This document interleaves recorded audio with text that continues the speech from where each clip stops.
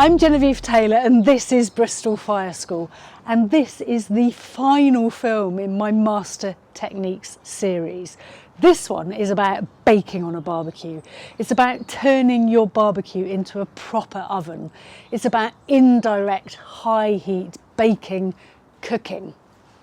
And once you learn how to do that, literally, I promise you, you could take any baking recipe from any cookbook you have on your shelf and turn it into something you can master on your barbecue. The recipe I'm going to cook is a lovely focaccia, a super simple dough, and I'm going to cook it in a cast iron skillet.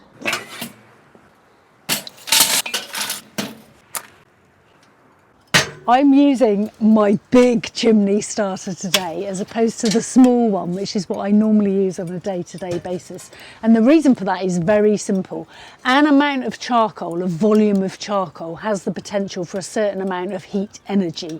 So this will have less potential for heat energy than this one. I don't want to get too technical, but basically this amount of charcoal is going to give me a higher sustained heat for longer than this amount of charcoal. So I'm bringing out the big guns today. A generous basket of charcoal, one either side of the barbecue, with a generous fire-free space in the middle there. What we don't want is any charcoal underneath our bread. Then a skillet to get preheated between the two fires, not over them. Lid down, and this is important. Air vents wide open, maximum oxygen, and I'm hoping that amount of charcoal is going to bring up this temperature dial to kind of 200, 220, maybe even a little bit more than that. Whilst that skillet is heating up, I am going to get some simple toppings ready, because once you've got a hot skillet and your dough is ready to cook, you just need to move, lift the lid, get it on, shut the lid, cook. Scrunching up some Parma ham, chopping some garlic and some shavings of parmesan, bit of rosemary, bit of salt, bit of olive oil. Practically ready to go now. So here's my dough. It's a very simple focaccia dough, bread flour, water, yeast, olive oil, salt. That's it. I'm going to work quickly now. So olive oil, and I'm literally going to ease this dough out. Do you hear that sizzle? That is what I was looking for. That is a good hot pan. That lid needs to stay down. Now you're baking, the lid stays down all the time. We're cooking with hot air currents in here, convection heat. Every time you lift the lid to check, you're going to be disrupting that hot airflow. You don't want to do that. You've got to trust the process. And one of my top tips is get your nose involved, you know. Every now and then, take a little sniff around the air vents. If you can't smell burning, chances are it's not burning and you don't need to look. So I am not going to open that lid for at least 30 minutes, 40 minutes. I'm going to use my nose. When I can start to smell that beautiful baking bread smell, that's when I might have a quick check. 30 minutes in, I did not open the lid. So what I can see is this side and this side, being slightly closer to the heat source, are cooking fractionally more than this side and this side. So clock it through 90, this side and this side, now closer to the heat, even cooking. This is not a fan oven. You have to work with the heat you've got. So there's no electric fan in there, keeping everything even. But it's doing a good job.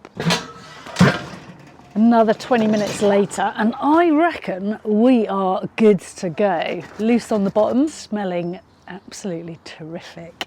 A little bit of extra oil, some good extra virgin here. Don't be shy of the oil. These good fats are what makes this. They're going to make that texture and that kind of mouthfeel, you know.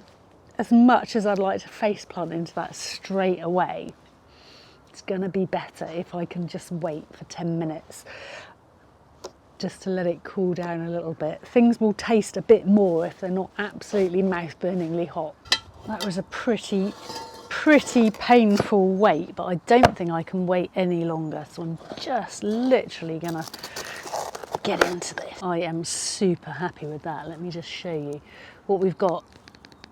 is a very crunchy, crispy bottom, a rich, soft top, and that really squishy, fluffy interior. This is baking on a barbecue. We had 2 fires, one either side. The airflow on the barbecue was controlling the temperature of the barbecue. Our oven, we turned the barbecue into an oven because we were just cooking with hot air currents, convection currents. Convection heat is remarkably efficient. It's what your fan oven in the kitchen uses to cook with. They're very, very efficient. And the hot pan in the middle meant the dough sizzled as soon as it hit the pan, and that's what gave me that beautiful crispy bottom. So if you can master baking in a barbecue, you've nailed it. You know, you've nailed the entire process, and hopefully this master series has helped you work out it's about technique, it's about fire management, it's about understanding heat less than it's about recipes.